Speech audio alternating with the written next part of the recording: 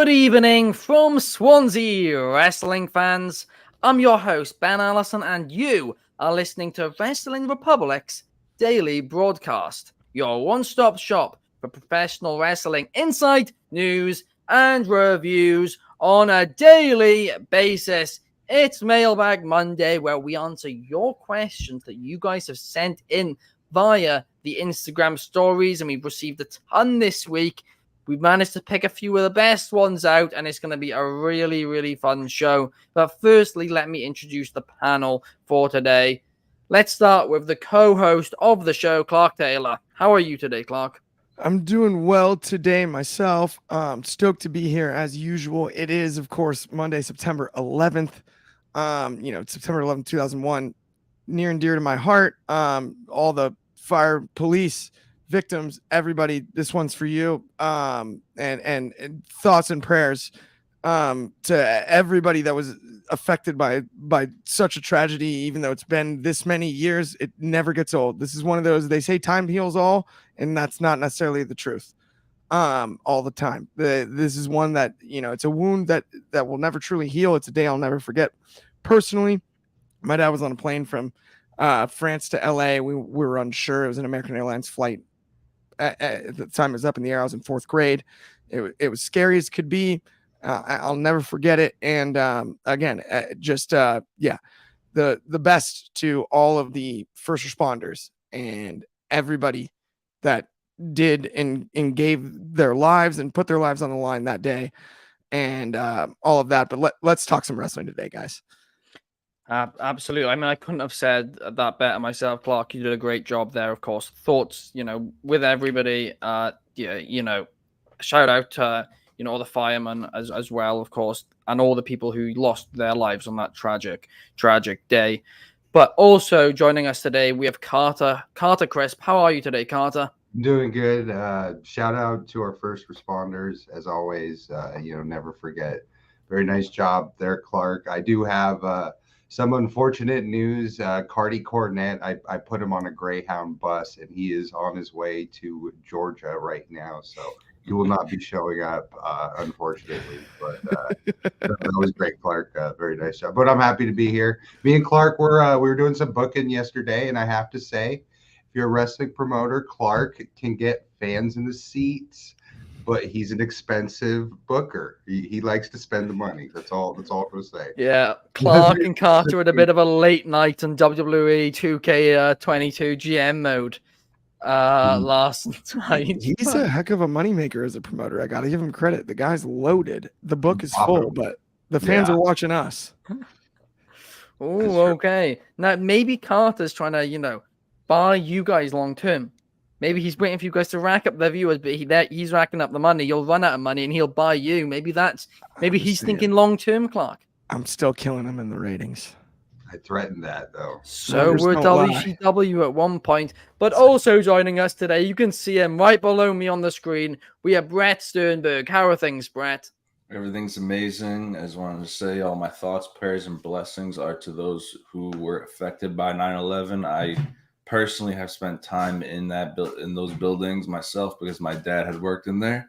So thankfully everyone is okay over here. But like I said, thoughts and prayers with everyone who was affected by that terrible day, and thoughts and prayers to those who have served our country to help further our cause and help us triumph for freedom. Absolutely. Let's get right into wrestling. Absolutely. Well said, Bret.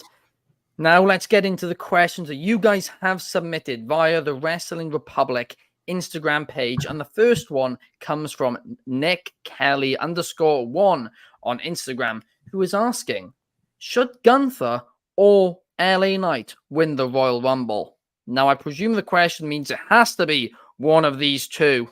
For me, personally, bit of a controversial one, but I think it should 110% be Gunther. Gunther has been on the main roster for longer. He's won way more matches. He's been the longest reigning Intercontinental Champion of all time now. So him winning the Royal Rumble makes a lot of sense. LA Knight, is super over right now, but he's 4.5 years older than Gunther as well. You guys know my thoughts on, older talent getting pushed. In terms of getting them as a mainstream name, especially now Endeavor have the reins, I'm not sure if that's going to be the right idea to put him in the world title picture at WrestleMania. I'm presuming whoever wins the Rumble will go against Seth Rollins or whoever the world champion is. And Seth Rollins versus Gunther, take my money, please, because that would be the definition of a banger of a bout. But what about you, Clark? Gunther or LA Knight? Who should win the Royal Rumble? I hate to be this guy, and I can't believe I'm saying this, but Cody Rhodes is going to repeat in the Rumble. I thought we were going to get to that whole elimination chamber thing. Like, no, Cody Rhodes is repeating. Like, I understand that the question is that it's LA Knight or Gunther. That's not if the I'm question. picking The question between is those Gunther two or LA Knight. Well, hey, Kanye West, can you let me finish? Jeez Louise, I'm over here winning an award like I'm Taylor Swift. Kanye's up here trying to give it to Beyonce. But LA Knight was better. I'm just saying, if I have to pick between LA Knight and Gunther, now that we're back on the rails here, guys, jeez.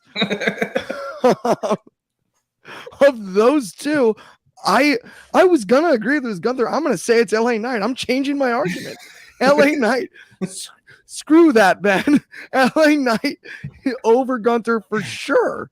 Absolutely. I hope he eliminates Gunther. And, you know, whatever. Forget the 400 days. Get him, LA Knight. We got one megastar in the company. Yeah. That's all I got to say, man. That was good. I like that a lot. Wow. But, no, I mean, fair enough on that one. What about you, Carter? I do, unfortunately, I'm very sorry, Ben. I do agree with Clark that both Gunther and LA Knight, I think they're a little bit too in the middle of the card to win the Rumble. I do have to say, I think it's going to be Cody Rhodes, but from my booking expertise last night, I think there's two people who would be, I just knocked over a NASCAR, but I think I'm getting fired up about this. There's two people who should be in title talks, and they're not. And that's Finn Balor and Drew McIntyre. I want to see a little bit better booking out of those guys. I think they'd be great contenders, great Rumble winners. I think Gunther's got a little bit longer of a reign. Let him cement this. And I'm sorry, I hate to agree with Clark Taylor Swift, but is Clark Taylor Swift? Yeah. Clark, Clark. Although Clark kind of behaves a little more, like some other celebrities. But I'm a big T Swift fan. No, I think McIntyre's winning the Rumble. I'm Drew Galloway. You guys just don't listen to the questions. I don't think that LA Knight or Gunther are going to win the Rumble. But at Nick Kelly _1 on Instagram is asking, if it has to be Gunther or LA Knight, who should it be? Carter? Both said LA Knight. Out of LA Knight versus Gunther, who should it be? LA Knight. Yeah, that's going to be good for ratings. I mean, I just think it's Gunther. I let him have the Intercontinental title for another year. Just let him have a heavy record. Yeah, give it to LA Knight. Yeah. But if I was putting my Drew Galloway or Drew McIntyre, we'll call him by his whichever way. Yeah, I'm a big Drew McIntyre fan too, Carter. I'd be on board with that. And to your point, actually, too, Clark, I disagree with you. I don't think it's going to be Cody Rhodes who wins, because I feel like if he wins 2 years in a row, the fans could turn on him. Conversation for another day. But, Brett, what about you? Gunther or LA Knight? And please don't give us somebody who isn't one of those two names. All right, so I'm going to start off with these two specifically. Gunther probably has more backstage pushing him to win the Royal Rumble. LA Knight has more of the fans pushing him to win Royal Rumble. I think that LA Knight should take the Intercontinental title from Gunther. And he should, and he should actually make a run with that, like Stone Cold did in a sense, and build up until next year where he can actually take that Royal Rumble spot. I think that Gunther should be beat within the next few months so he can take the Royal Rumble, like we were talking about. Fair enough. I mean, I'd certainly be down for an LA Knight singles reign. Of course, currently he's on the other brand, but we talk But about I it all the do time. think, but I do Mess think it up. Cody's gonna take the Royal Rumble. Yes. I think Cody's getting moved over now. I really do think that Cody's going to get moved to SmackDown now. Cody will then win an elimination match to get that opportunity at Roman Reigns. I think that's how they're going to do that one. And who wins I mean, here's a wild shout, MJF. I mean, he will be a free agent by then if, you He know. already re-signed. I thought I explained this to you, Ben. I think he's staying in AEW, but He's re-signed. The bidding war for 2024. No reason, dude. He's smarter than that. Hit him up, Ari Emanuel. Nobody wants an injured wrestler. He's already signed. He took advantage of his best leverage position already. Last two people in the ring. How about this? Jimmy and Cody, because they're both going to be allies against Roman, and then Cody's going to throw Jimmy over. Or Jay. What about Jay? Jimmy's with Roman. Wait, what? Jimmy's with Roman currently. I mean Jay. That's what I meant then. Yeah, Jay is with okay, cool. Either way, that's what I meant. That's why I was like, "What you mean, Jay?" Seeing double here, guys. Sorry, they're twins. It's okay. They do look alike. It's wild. Let's now move over to the company which Bret is wearing on his shirt, All Elite Wrestling, and let's answer this next question from @SavageBrock14 on Instagram, who is asking, what is AEW's biggest pay-per-view out of their big four? Now, I know you said out of their big four, but I'm going to do what everybody else has done with these questions today, and I'm going to say it's not one of their big four. I think it's All In London, 80,000 people. How can you say that that's not their biggest show? If it's got to be from, one of the four, in which case, I think internally it's treated as Double or Nothing, but until this year, I would have said All Out. I really would have, because All In was the show that started everything, and then that turned into All Out. Let's be real about it. But now, because All Out's now a week after All In, there wasn't even a World Championship match at All Out this year. Fantastic pay-per-view.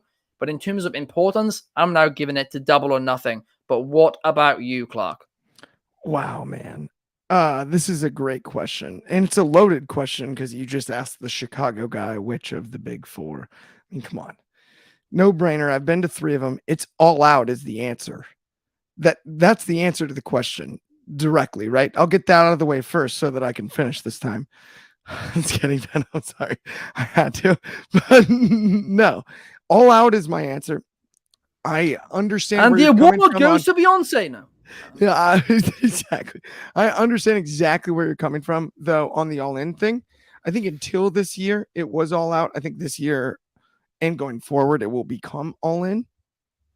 Double or Nothing, I do think is the second show for sure.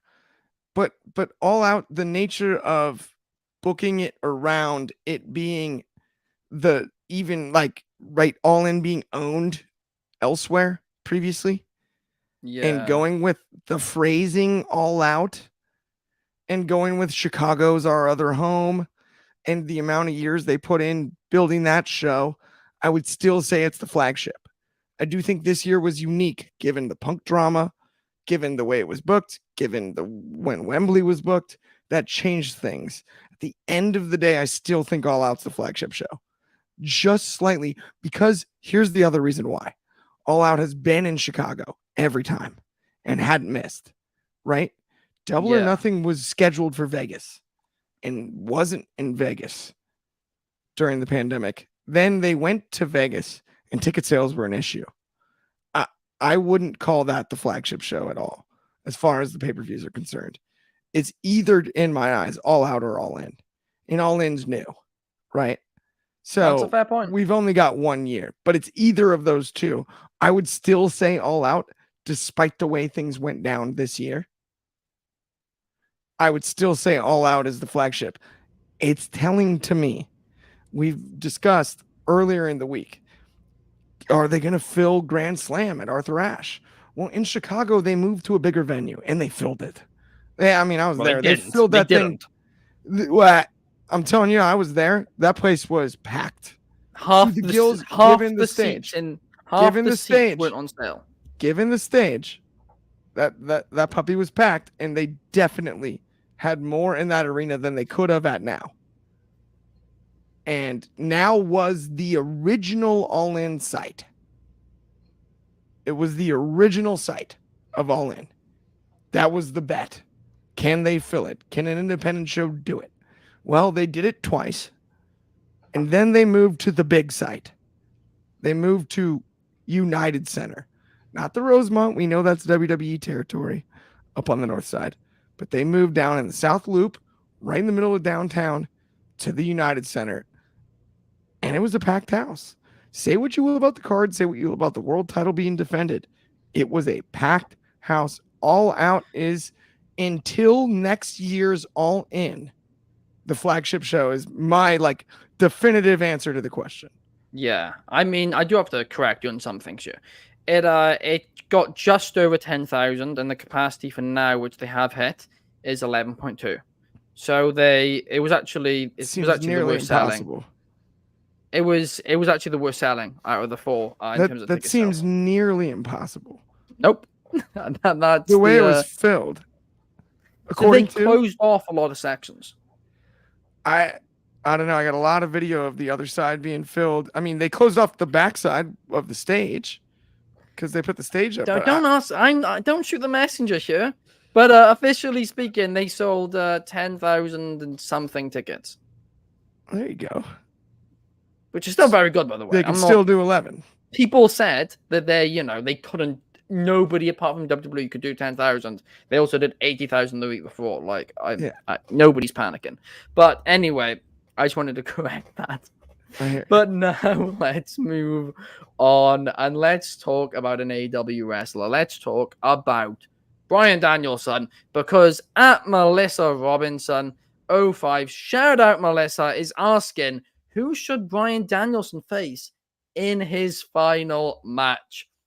This is a great question, and the honest answer is I really am struggling to know who, because there are so many matches which you want to see, but at the same time, it's like I don't know.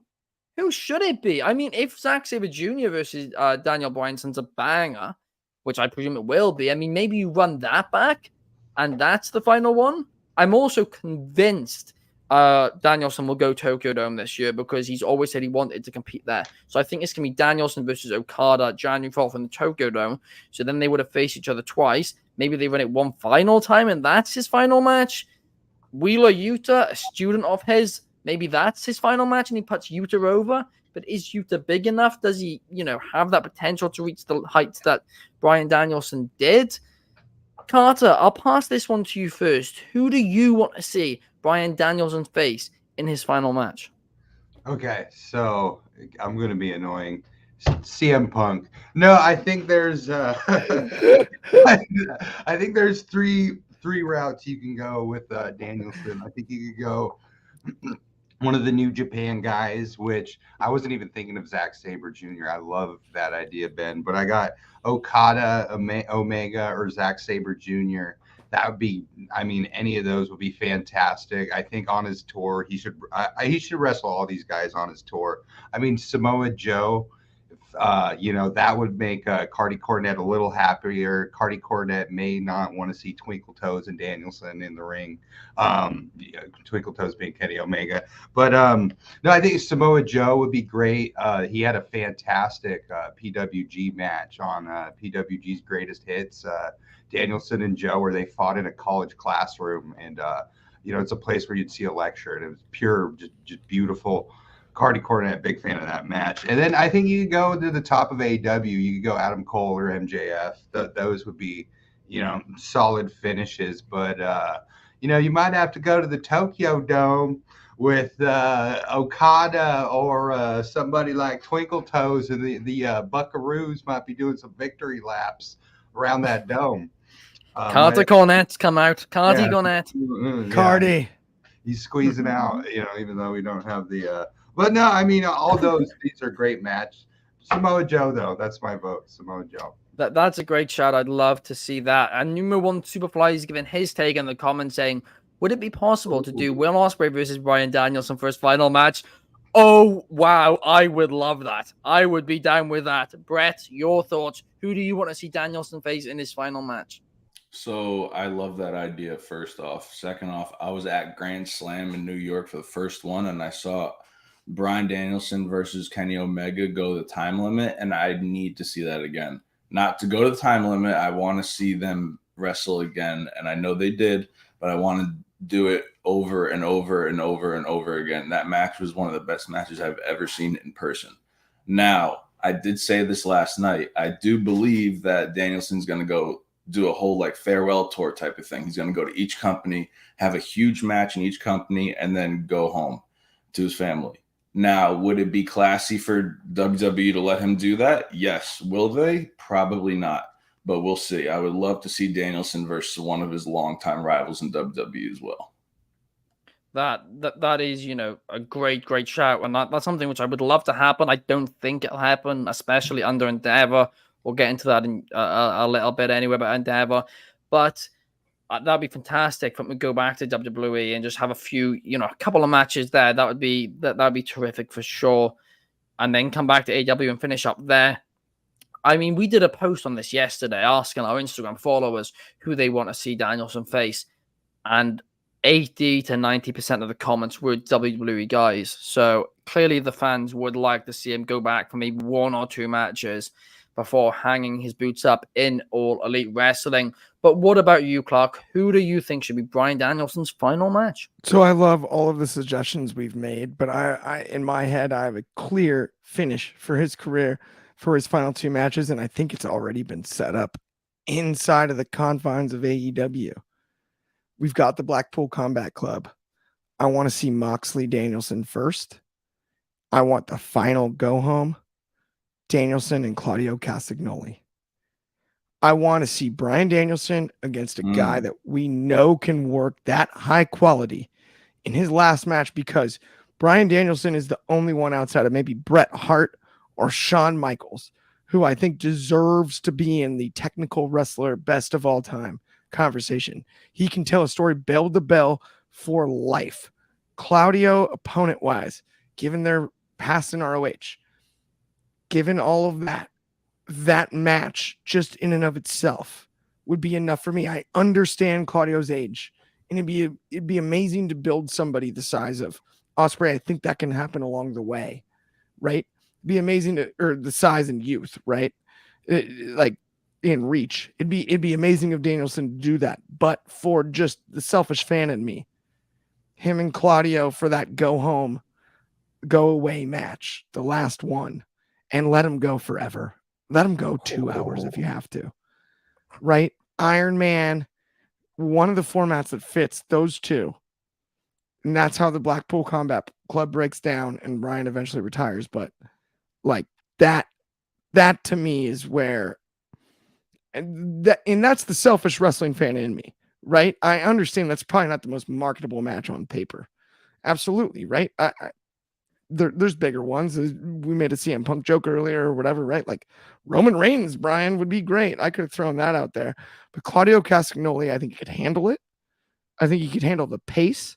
And for one final go home, go away, those two main eventing something really, truly, properly built to, this is the last time you get this flavor of ice cream that you get. Bryan Danielson would just be absolutely delightful. Like everything about that would be awesome to me. It really would be. I do love that shout. I mean, we've obviously seen them go at it in WWE before, and those were great matches. And yeah, of course, you can put younger stars over, whatever. But for your last match, you don't need to put a younger star over. You can do that on the way, like you said, Clark. Your last match needs to just be something you're proud of to go out with.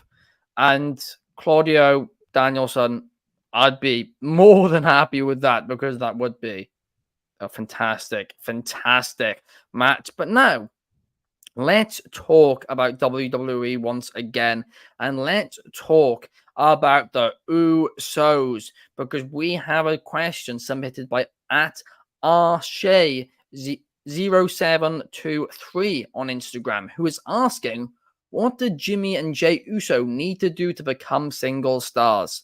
Well, I personally think Jey Uso is already at that level. I think he has proven himself throughout, his feud with Roman Reigns, throughout the main event Jey Uso gimmick in the Bloodline. I think he's proven himself as a single star. No doubt in my mind there about it. I think he absolutely has.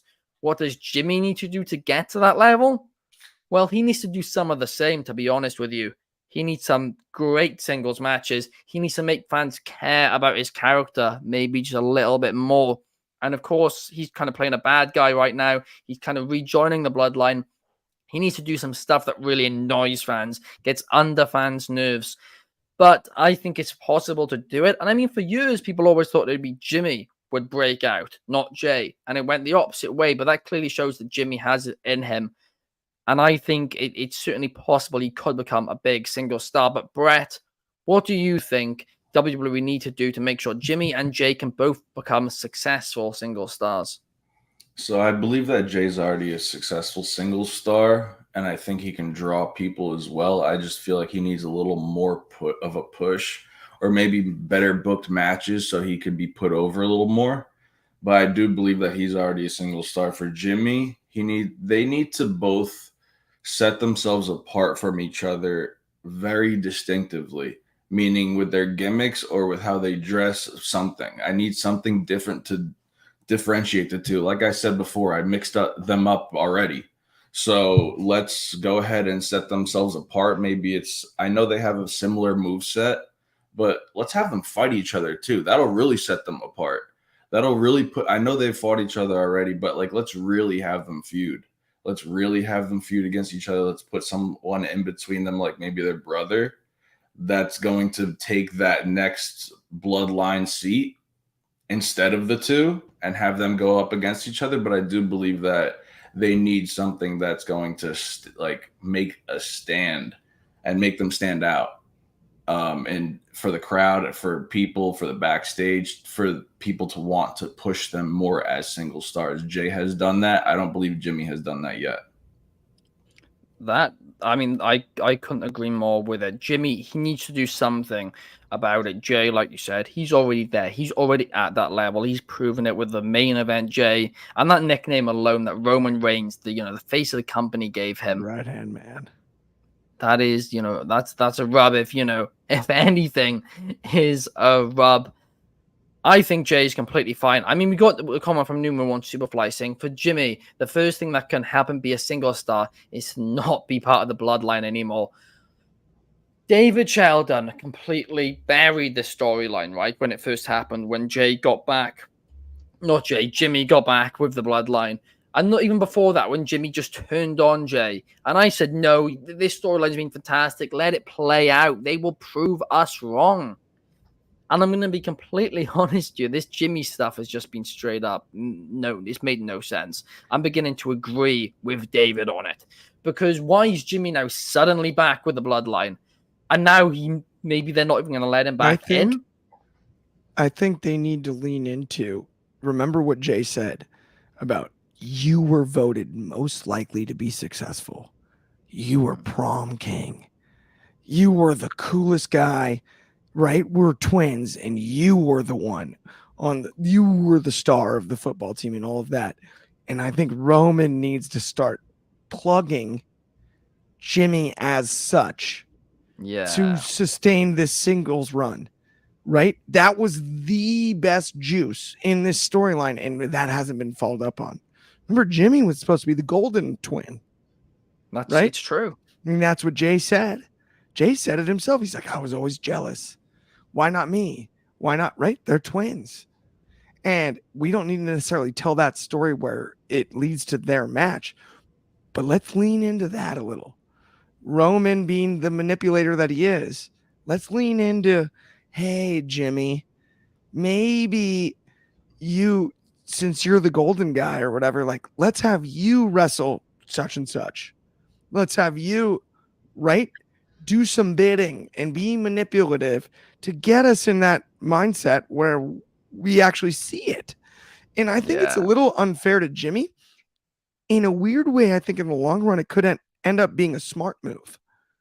Because if Jimmy is now kind of stuck here and gets fed up that direction, you can really tell a different, unique story between him and Jay. Yeah. Where there's still volatility between Jimmy and what's going on with the tribal chief and the bloodline. And I like that, yeah. It's all possible there. But lean into like, no, you're my guy. Remember, you're most likely to be successful. The only issue with what you just presented, Clark, is that Roman's not there. But I would have loved that. That's what they should have done. What you've just said is what they should have done. He can even do if that. they're pre-recorded. Dude, but he can pre-record it. Just fly over, Roman. Fly over for a show, do a promo, go home. But now let's move on. Let's talk about the guy everybody wants to talk about and everybody doesn't want to talk about. It feels like it's either one way or the other right now, and that is CM Punk, because at Joey Owen 17 on Instagram is asking us, could CM Punk take the AEW championship to WWE? Of course, CM Punk walked out of AEW, got fired from AEW, still the real world champion. He still presumably has that belt on him, that belt in that bag. But here's where it gets interesting, right? Anthony Ricciardi wrote an article on WrestlingRepublic.com this week. Make sure you guys check it out. And he explained how, Punk probably couldn't show the title on WWE TV, right? That's probably out of the question. But what he could do is he could show the bag. And Anthony suggested that when he returns to WWE, if he returns to WWE, he gets in the ring with Triple H and as a peace offering, just throws the bag at him and says, you can have this. I mean, that would certainly be something. Another thing he suggested is, putting the bag on the line against Roman Reigns for the championships, titles versus titles. That's when legally it might get a little muddy. But Carter, give me your thoughts on this one. I do not think he's going to bring the AEW title to WWE specifically, but I do think CM Punk, the place for him to land is eventually the WWE, because here's my reason why. So I'll go back to how I was booking versus how Clark was booking. So Clark was booking for big shows, right? And I was booking for a little more locker room cohesiveness. Punk can't go back to AEW right now. He's gonna mess things up. It's gonna be ugly. But WWE is no longer a family business. It's been sold to a money company, money people. So it's just a much better spot for Punk to land. And if things ever get stale over at WWE, adding Punk to the mix is going to bring eyeballs, profit, all those lovely things in spite of what the locker room runs. So there's a great chance of him going over there. But I do not. That being said, it's a money play. You don't want to do something where you could get sued by one of your competitors, especially when you both have been playing nicely. He might come over with like a generic title or something like that. But I think it's going to be a while before we see Punk. I think he's got to just chill for a little bit, and just kind of, my suggestion was Impact, but I don't think he's going to go to Impact. I think at some point you'll see him in the bigger company, and I think it's going to be when they need a little pop and a little more eyeballs on the screens. It'd certainly be interesting to see him there. I mean, Numero One Superfly's add into this conversation saying, can CM Punk pull a WCW where he brings the bag and sets the bag on fire in a trash can? Nothing from nowhere. I'm no one at all, dude. He's not going to do that. Please. I don't know. I don't know. Send him to NWA to defend against EC3 or something. He's old, washed up. I think he's retired. Write books, Punk. Write books, Phil. Please. Oh, we'll have to wait and see what happens. Don't do it. Punk. I mean, he clearly has his issues with AEW. He clearly does. AEW fans have their issues with him. That bridge is burned. I don't think there's a need to set a title on fire. But anyway, now let's move on. And let's move on to talk about WWE, because today is the final full day where Vince McMahon will own a majority share in WWE. And that is something which is crazy to say. people on social media are acting like everything's going to change overnight tomorrow. It won't. I mean, the truth is, it really, really won't. And let's talk about this, because what is the biggest change, that we predict Endeavor will make to WWE? From a product perspective, I don't think anything is changing, right? Because the way that this is going to work is Triple H will answer to Nick Khan. Nick Khan will answer to the board of directors, and specifically Vince McMahon. And then Vince McMahon will report to Ari Emanuel from there. On the board, the TKO Group board of directors, there's 6 people from WWE, 6 people from Endeavor, not UFC from Endeavor, because obviously Endeavor's owned UFC for quite a while now, right? So they already have their own thing going on there. But that board, it's not split in half. It's not half of them are making decisions for UFC, half for WWE. That board, those 12 people, including Vince McMahon, are going to be talking about both companies, discussing things about both companies. So Vince actually will have a say now in UFC, and that's been confirmed. He'll have 1/12 of a vote with certain things there. We already know Endeavor doesn't specifically get involved in booking fights or anything like that. Just like in WWE, I don't think they're going to get involved in that same thing. I think Triple H and Nick Khan will have a lot of freedom to do what they want. Maybe Vince will poke his hand in from time to time like he already does. At the end of the day, he'll still feel like it's his company. I have no doubt about that. I don't think the product's going to change much at all. But now let's look at, what they've done. We've already spoken briefly about this on the podcast in the past. What Endeavor have done with UFC. They've made it way more profitable by doing way more sponsors, way more ad deals, all of that good stuff. Good stuff from a business perspective. And I think that's what we'll see a lot more of in WWE.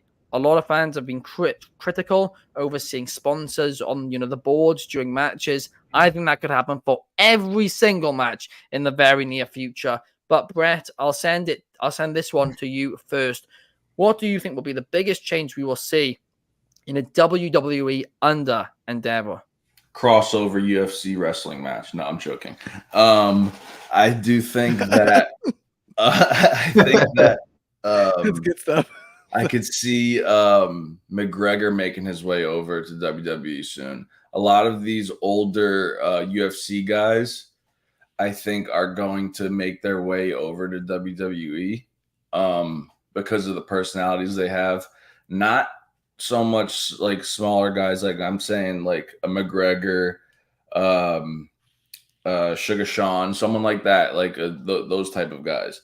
I don't believe that it's going to change much, but I do believe today will be like the last like hoorah for Vince at least, or for his team and his family at least. I think that they're going to do some throwbacks to whatever's going to happen tonight per se, but I don't think that it's going to change like tremendously. I do believe it's going to become more profitable. More sponsors are going to come in, and they're going to do it in a better way than WWE has in the past. Like at Payback, they did a Cinnamon Toast Crunch ad over the Austin Theory match, and it was just Cinnamon Toast Crunch everywhere. It looked the worst thing I've ever seen in the world. So hopefully they do it with style and class, but I know that there's going to be a lot of names and companies all over the sponsorships. So they need to figure out where to place them strategically at the same time as where they're going to go at each company. Now, the fact that Vince is going to have ownership in UFC is making me think crazy now too, with all these He's not going to have ownership in it. He's on the board of directors in charge of both companies. Either way, I feel like he's going to have some type of say in something. So I believe that it's going to change the trajectory of how UFC's looked at and the way the stories are told. What about you, Carter? What do you think will happen now? Endeavor own WWE, and UFC and WWE are merged from a business standpoint as TKO Group Holdings. Oh man, well, Bret, I have this in my notes. Conor McGregor to the WWE. That's I have what I'd like to see written down and what I think we'll see. And like in my what I would like to see, I'd love to see a Paul Heyman, Conor McGregor feud. I'd love to see something like exciting like that. But I mean, the reality is these are both businesses, and what we're going to see is kind of a consolidation, I think, of services, and they're just going to improve their revenue making abilities and profitabilities. I think, Ben, you mentioned like maybe if you had two teams of graphic designers, you might combine them and go down to one, making the whole business overall more profitable. So I think that'll be kind of the boring thing. But overall, I'm a MMA wrestling crossover fan. I'm not worried at all. I think the owners understand they're two very different demographics. If you go to a UFC event versus if you go to a wrestling event, family friendly versus very not, it's just I think they understand that. And I think at the end of the day, you have two very well run, very profitable businesses that are just going to improve their abilities. And then on the outside, you have AEW competing with WWE, who's doing a great job, but the UFC doesn't have that competitor right now, in my opinion. Currently, you did with Pride back in the day, but no one's close. You have one, but one is it's still not close in terms of profitability and impact. So that's another interesting thing, is the WWE, I think, has more threatening competition than the UFC does. Yeah, no, I mean 100%. I mean, one of the reasons why, well, when WWE were looking for possible suitors to sell to, one thing which they were listening to them all about is how they deal with competition, right? And I spoke about it, well over a year ago when I talked about Disney's interest. And the thought was WWE wanted Disney because Disney would wipe out their competition. And I think the fact that they've gone with Endeavor must mean that Endeavor, want to be quite brutal as well. I don't think it's good news for competitors.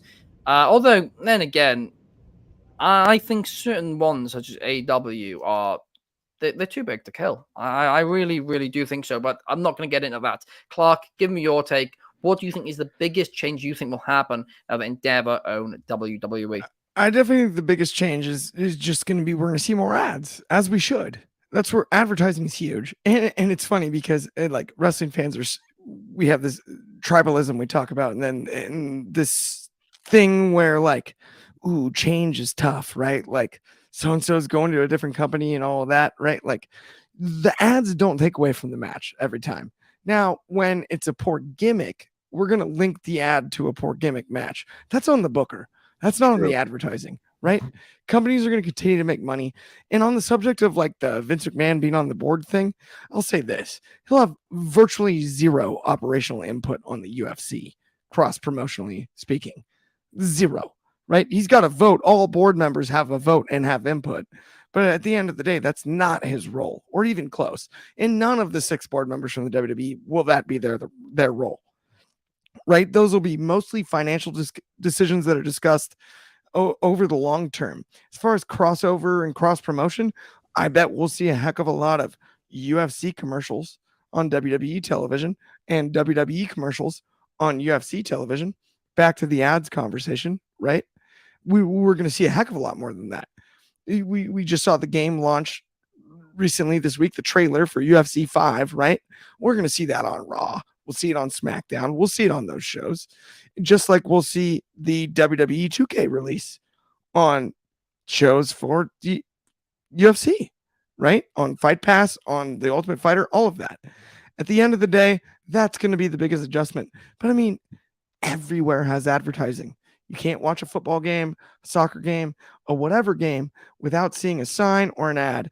And that's going to be the biggest adjustment, not anything operationally or creatively. Yeah, no, absolutely, Clark. You hit the nail on the head there.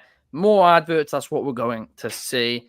Wrestling, let's be real, has been behind with advertising for quite some time now. Anyway, behind pretty much every sport, it's had way less, and that's going to change. And earn wrestlers, let's hope, more money in the process. We'll have to wait and see about that. But that brings the end to today's show, guys. Thank you so much for watching, and thank you so much for submitting your questions to Wrestling Republic's Instagram. If you're on YouTube, please hit a like and subscribe. It helps us out so much. And if you're on Spotify, audio only, please give us a 5-star review, a cheeky 5 stars, as that makes my day. We'll be back tomorrow for our Raw review. Same time, same place. Thank you, Carter. Thank you, Brett. And thank you, Clark, for joining me here today. We will see you guys tomorrow. Enjoy Raw.